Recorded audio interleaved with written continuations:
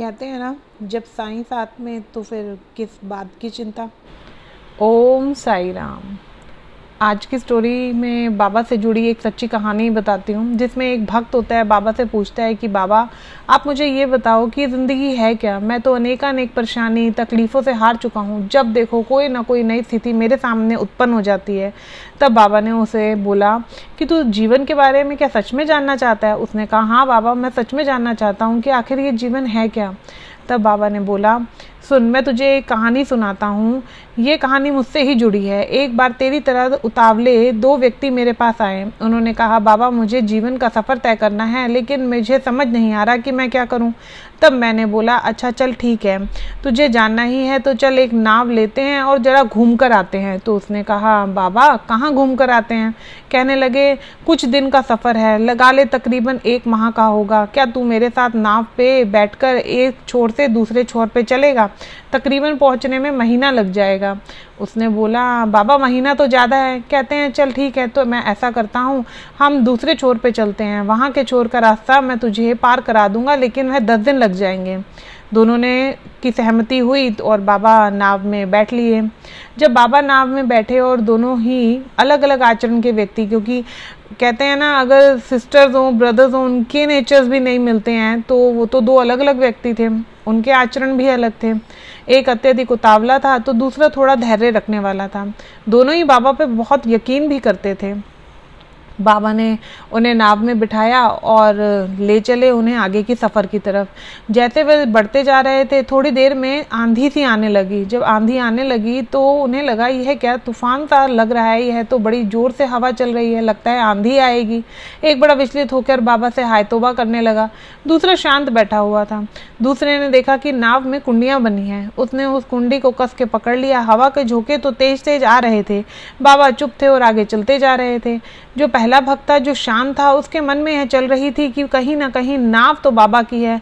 अब जिस नाव में बैठे हैं, मतलब जिंदगी रूपी नाव, अगर आप लोग अपने जीवन को बाबा की नाव में बिठाकर चलें तो वो सफ़र भी आपका आसान हो सकता है। लेकिन इंसान सोचता नहीं कि हाँ ठीक है, जैसे हमने अब बाबा को मानते हैं तो अपनी जिम्मेवारी बाबा को छोड़कर बाबा की नाव में चलो कि बाबा ही हमें अपनी मंजिल तक पहुँचाएंगे।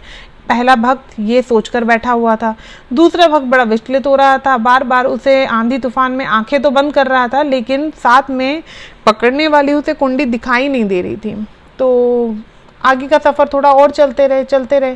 थोड़ा सा तूफान थम गया तो दोनों को राहत मिली। बाबा ने दोनों की तरफ देखा और बोला अरे तुम दोनों के मन में विचारधाराएं बड़ी ही अलग अलग आ रही थी। अरे तू तो इतना उतावला और विचलित हो रहा था उस समय कि तेरे पास उस समय ज़्यादा ना हिलने का समाधान पड़ा था, लेकिन फिर भी तू कहीं ना कहीं ना देखने के कारण तू इतना विचलित हो रहा था। उसने देखा कि साथ में कुंडी थी जिसे वह पकड़ सकता था। उसने अपनी गर्दन झुकाई और सफ़र आगे की तरफ बढ़ने लगा। थोड़ी ही दूरी पर जाने पर बाबा ने अपनी नाव बड़ी धीमी कर दी। पहला सोचने लगा जरूर इसमें कोई ना कोई मतलब ही होगा, क्योंकि बाबा बगैर मतलब तो कोई काम करते नहीं। लेकिन पहले भक्त को 11वें दिन कहीं पहुंचना भी था। उसने कहा बाबा तो सब जानते हैं कि 11वें दिन मुझे पहुंचना है, अगर गति धीमी भी है तो बाबा अपने आप देख लेंगे। वैसे ही दूसरे मित्र, जो दूसरा व्यक्ति बैठा हुआ था, उसको भी कहीं पहुंचना था।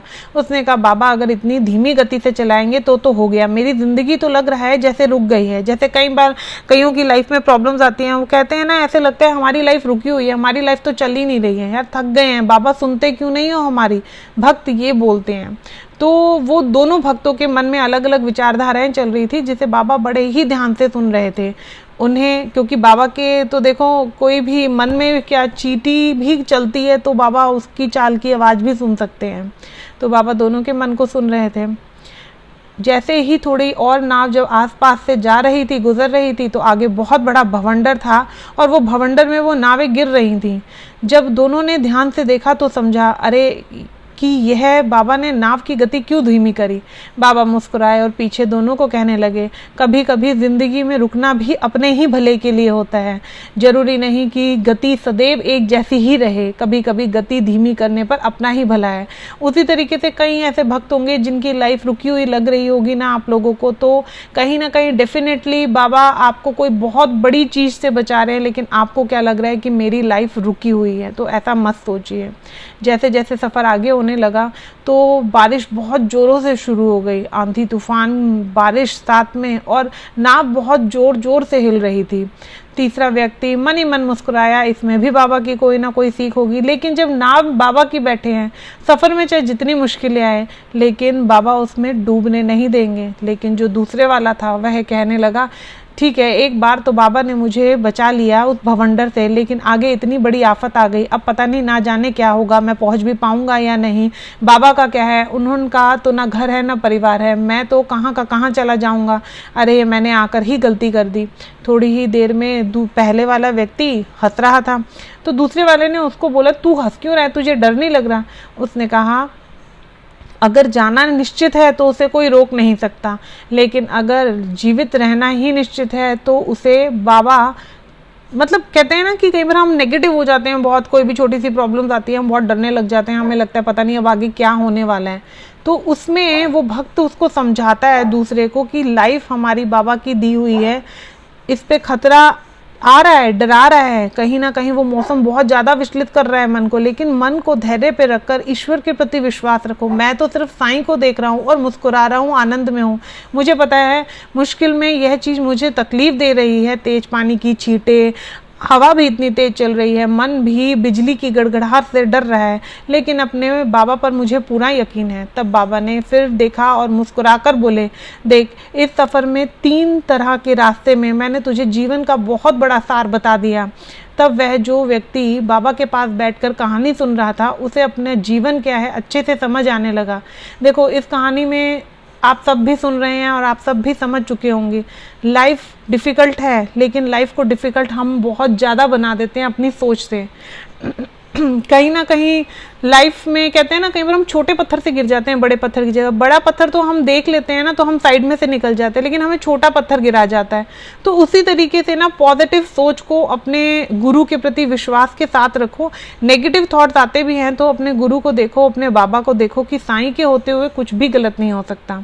देखो, इस स्टोरीज में मुझे ऐसे लगता है कि कई लोगों के क्वेश्चन होंगे जिनके मन लाइफ को लेकर जरूर कहीं ना कहीं विचलित होंगे कि ज़िंदगी क्या है, उन्हें आंसर डेफिनेटली मिल चुका होगा। और जिन्हें मिला हो प्लीज़ कमेंट बॉक्स पे ज़रूर मुझे बताइएगा कि आपको मेरी ये स्टोरी कैसे लगी, जो साईं बाबा से जुड़ी सच्ची कहानी है। चलिए, ओम साई राम। मेरे चैनल को आप लाइक और सब्सक्राइब जरूर कीजिएगा ताकि आपको आगे वाली वीडियोस की भी अपडेट्स मिलते रहेंगे।